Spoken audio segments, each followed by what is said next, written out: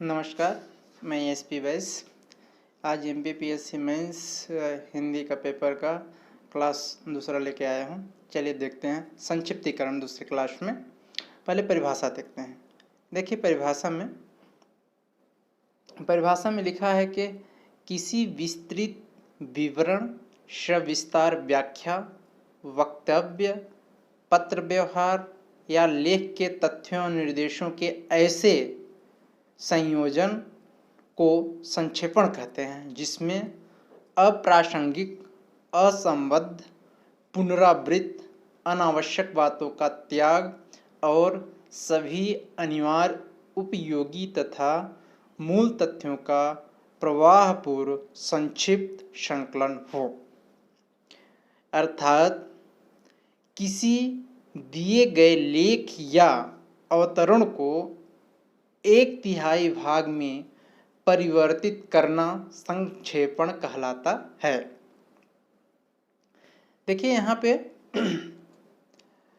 हम दोनों परिभाषाओं को लिख सकते हैं, इस वाले को और इस वाले को, जिसमें आपको सहूलियत महसूस हो। जैसा आपका समय हो उस हिसाब से लिखिए। नंबर सभी में लिखेंगे। यदि हाँ पहले वाले को लिख दो तो ज़्यादा अच्छा रहेगा, तो पहले प्रयास करिए कि पहले वालों को ही याद रखें। ठीक, चलिए अब देखते हैं हम सब संक्षेपण के उद्देश्य। अच्छा, आखिर हम प्रश्न ये उठता है कि आखिर किसी गद्यांश या वक्तव्य का या किसी लेख का हम संक्षेपण क्यों लिखते हैं, इसके पीछे क्या कारण है, उसके उद्देश्य क्या है। तो सबसे पहले हम उसके क्या देखते हैं, उद्देश्य को देखते हैं। ठीक, उद्देश्य पहला क्या है कि कम से कम शब्द में मुख्य बातें कही जाए। मान लीजिए कोई जो लेख है, गद्यांश है, वो बहुत ज़्यादा शब्दों में होता है, उसमें अनावश्यक बातों का समावेश भी होता है, अलंकरण संबंधी बातें भी होती हैं। इसलिए क्योंकि हर किसी के पास समय कम है, तो ऐसा करने के लिए कम से कम शब्दों में मुख्य बातें कही जाएं। दूसरा संक्षेपण का उद्देश्य क्या है कि समय की बचत हो। क्या हो? समय की बचत हो। तीसरा क्या है, पाठक और श्रोता का ध्यान केवल प्रमुख बात की ओर ही रहता हो। और चौथा क्या है, अनावश्यक बात नहीं की जाती हैं। तो ये 3 मार्कर्स में आ सकता है कि संक्षेपण के उद्देश्य लिखिए। तो संक्षेपण के उद्देश्य इसी प्रकार से, इसमें आप कम से कम 3 तो लिखे ही, पहला, दूसरा, तीसरा, और समय हो तो आप चौथा भी लिख दें, तो आपको 3 में से 3 नंबर पूरे मिल जाएंगे। चलिए अब अभी हम जो क्वेश्चंस देख रहे हैं ये 3 मार्कर्स वाले ही हैं। इसमें सीधे सीधे पूछ सकता है कि संक्षेपण और पल्लवन में अंतर। तो पहला अंतर देखिए, इनका अर्थ संक्षेप करना है। इसका अर्थ क्या होता है संक्षेपण का? इसका अर्थ होता है संक्षेपण का कि संक्षेप करना, और पल्लवन का अर्थ क्या होता है? विस्तार करना। ठीक, यह समास शैली में लिखा जाता है या व्यास शैली में लिखा जाता है। समास शैली मतलब शब्दों को कम करके, ठीक, और व्यास मतलब विस्तार करके। ठीक, इसमें मुहावरे उदाहरण को हटाया जाता है, और पल्लवन में क्या किया जाता है, इसमें उदाहरण याद डालकर बातें समझाई जाती हैं। अब अगला 3 मार्कर्स लाइक ही सवाल है। क्वेश्चन यह है कि संक्षेपण और सारांश में अंतर क्या होता है। तो देखिए, पहला होता है संक्षेपण कि इसमें दिए गए गद्यांश या पैराग्राफ को हम 1/3 भाग में लिखते हैं। ठीक, और सारांश में क्या होता है, यह आवश्यक नहीं है, अर्थात यह आवश्यक नहीं कि जो गद्यांश दिया गया हो उसको 1/3 में ही लिखा जाए। ठीक, संक्षेपण जो है तो यह अन्य पुरुष में लिखा जाता है, सारांश किसी भी पुरुष में हो सकता है। ठीक, फिर अगला है कि हम संक्षेपण में परोक्ष कथन होता है, जबकि सारांश अप्रत्यक्ष कथन होता है। अब प्रश्न यह उठता है कि आखिर संक्षिप्तीकरण की प्रक्रिया और शर्तें क्या है। तो देख लीजिए, पहला है वाचन। यदि कोई गद्यांश दिया हो या कोई पैराग्राफ दिया हो, सबसे पहले हम मूल अनुच्छेद को क्या करते हैं, उसको अच्छी तरह से 2-3 बार पढ़ लेते हैं। ठीक, मूल अनुच्छेद को पढ़ने के दरमियान ही जो हमें आवश्यक बातें समझ में आए उन तथ्यों को क्या कर लेना चाहिए, रेखांकित कर लेना चाहिए। अब जब वाचन हो गया, आपका रेखांकन हो गया, फिर क्या करिए कि प्रारंभिक रूपरेखा बनाइए। प्रारंभिक रूपरेखा कैसे कि जिन हम मूल शब्दों को या जिन हम मुख्य बातों को या सेंटेंस को रेखांकित किए हैं उनको क्रम से लिख लें। ठीक, फिर चौथे में देखें कि दृष्टांतों को, लोकोक्तियों को, मुहावरों को, उदाहरणों को, चमत्कारपूर्ण युक्तियों को, असंगत व अनावश्यक बातों को तथा दोहरा वाले शब्दों को छोड़ देना चाहिए। प्रत्यक्ष कथन या संवाद को अपने शब्दों में आवश्यकता अनुसार लिख लेना चाहिए। छठा नंबर ध्यान देना चाहिए कि संक्षेपण हमेशा किसमें होता है, अन्य पुरुष शैली में होता है। ठीक, और संक्षेपण में छोटे छोटे वाक्यों का प्रयोग होता है।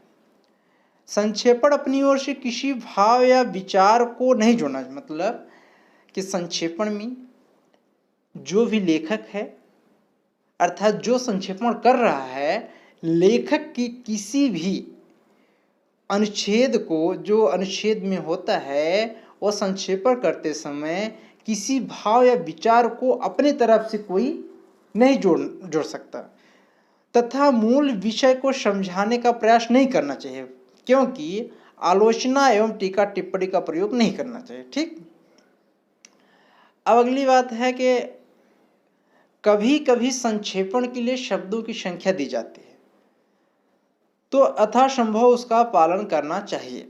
संक्षेपण का आकार मूल आकार के अनुच्छेद की कितना होना चाहिए, 1/3। यदि सार लेखन में शीर्षक पूछा भी नहीं गया हो तो भी विषय समझाने के लिए शीर्षक देना चाहिए। संक्षेपण में न तो भूमिका की आवश्यकता होती है और न ही उपसंहार की। संक्षेपण में वाक्यों के मध्य तारतम्यता तथा श्रृंखलाबद्धता होना आवश्यक है। तो संक्षेपण करते समय हम इतने प्रक्रिया और शर्तों का ध्यान रखें। एक और है कि संक्षेपण की प्रक्रिया का मुख्य सोपान है लेखन, अर्थात आवश्यकता अनुसार काट छाट कर अंतिम रूप से देना चाहिए। ठीक, अब यह है कि कार्यालय में संक्षेपण कितने प्रकार से किया जाता है। तो देखिए, कार्यालय में संक्षेपण 2 प्रकार से, A3 मार्कस में पूछ सकता है कि कार्यालय में संक्षेपण कितने प्रकार से किया जाता है। तो 2 प्रकार से, एक है प्रवाह संक्षेपण, एक है तालिका संक्षेपण। तो प्रवाह संक्षेपण क्या होता है, समस्त अनुच्छेद का संक्षिप्त रूप सामान्य रीति से प्रस्तुत करना ही प्रवाह संक्षेपण कहलाता है। ठीक, और तालिका संक्षेपण क्या होता है, समस्त अनुच्छेद का अध्ययन करना, उनको एक व्यवस्थित तालिका में संक्षिप्त करके लिखना ही तालिका संक्षेपण कहलाता है। इसका उदाहरण मान लीजिए, जैसे कोई अनुच्छेद दिया है और तालिका संक्षेपण उसको करना है, तो इस प्रकार तालिका बना ले, क्रमांक लिखे, पत्रांक लिख ले, दिनांक लिख ले, प्रेषक लिख ले, प्रति अप्रेषित लिख ले, विषय क्या है। ठीक, अब देखिए A3 मार्कस में क्वेश्चन आता है कि संक्षेपण का महत्व क्या है। ठीक, तो शेक्सपियर के शब्दों में संक्षिप्तता ही वाक वैदग्ध्य की आत्मा है।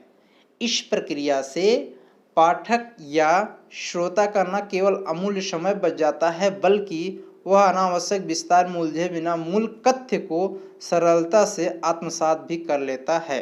ठीक, आप इस महत्व को अच्छी तरह से ध्यान रखें, क्योंकि संक्षेपण का महत्व यही है। शेक्सपियर के शब्दों में ऐसे लिख दें, 3 मार्कर्स आपको मिल जाएंगे। अब संक्षेपण के उपयोग देखिए, संक्षेपण के उपयोग भी आएगा सिर्फ 3 मार्कर्स से आएगा। इसमें 3 पॉइंट है। एक है आपका सरकारी कामकाज में, ठीक, दूसरा आपका है प्रेस व मीडिया में, तीसरा आपका है विद्यार्थियों द्वारा। ठीक, ये 3 याद रख ले और इसको विस्तार करना हो तो एक बार हम पढ़ लेते हैं। क्या है, देखिए सरकारी कामकाज में जो है तो संक्षेपण सरकारी कामकाज का एक अनिवार्य अंग है। सरकारी कार्यालय में आए पत्र आवेदन या यदि उच्च अधिकारियों के पास संक्षिप्त रूप में न प्रस्तुत किए जाएं तो उनके लिए उनका निपटारा असंभव हो जाए, क्योंकि वे अपना संपूर्ण समय लगाकर भी सभी पत्रों को नहीं पढ़ सकते हैं। ठीक, दूसरा है प्रेस व मीडिया में। पत्रकार व मीडिया कर्मी समारोह गोष्ठियों याद का समाचार देते समय आवश्यक रूप से इनका संक्षेपण करते हैं, क्योंकि इन्हें संपूर्ण रूप में प्रकाशित करना संभव नहीं होता। ठीक, विद्यार्थियों में देखिए, विद्यार्थियों द्वारा किस प्रकार से होता है, संक्षेपण क्रिया में पारंगत होना विद्यार्थियों के लिए भी लाभदायक होता है। इस कला का उपयोग करके किसी पुस्तक पाठ याद के महत्वपूर्ण अंशों को ग्रहण करके व्यर्थ के अंशों को छोड़ देते हैं। इस प्रकार से आप देख लीजिएगा तीनों कि इसका उपयोग क्या है सरकारी कामकाज में, प्रेस व मीडिया में, और तीसरा है विद्यार्थियों के द्वारा। अब प्रश्न ये उठता है कि 3 मार्कर्स में ही आएगा, जब आएगा तो यह आएगा कि एक अच्छे संक्षेपण में कौन कौन से गुण होने चाहिए। तो देखिए, पहला तो पूर्णता होना चाहिए। कोई संक्षेपण है इसे स्वतः पूर्ण प्रतीत होना चाहिए, न कि असंबद्ध सामग्रियों का संकलन। दूसरा, इसमें संक्षिप्तता होनी चाहिए, अर्थात इसमें अनावश्यक व अप्रासंगिक बातों का समावेश नहीं होना चाहिए। उदाहरणों, व्याख्याओं, पुनरुक्तियों, अलंकारों याद को इसमें नहीं शामिल करना चाहिए। तीसरा, मौलिक रचना, मूल अवतरण की कोई महत्वपूर्ण बात इसमें छूटना नहीं चाहिए। तीसरा, प्रवाहमयता, इसमें प्रवाहमयता व तारतम्यता होनी चाहिए।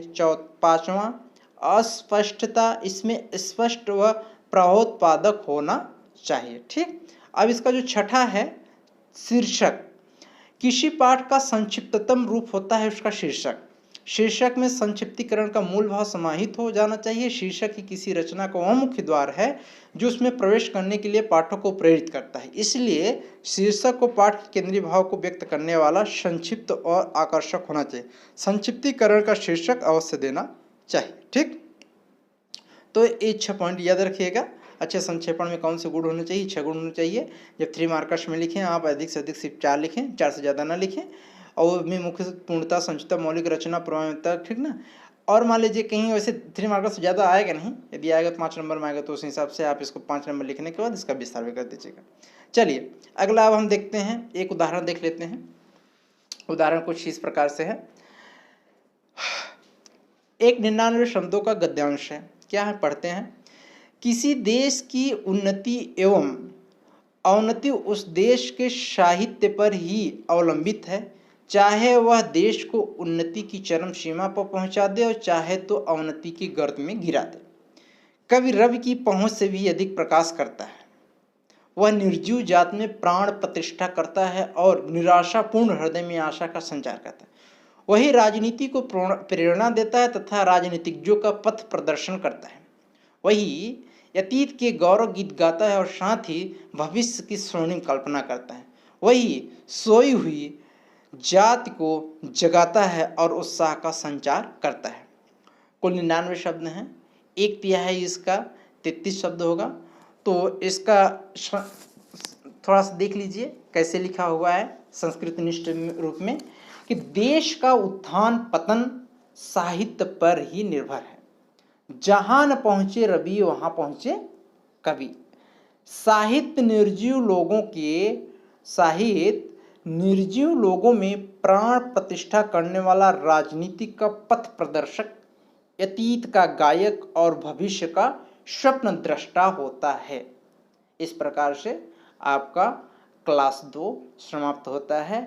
अब हम तीसरी क्लास लेके आपके समक्ष कल उपस्थित होंगे। धन्यवाद।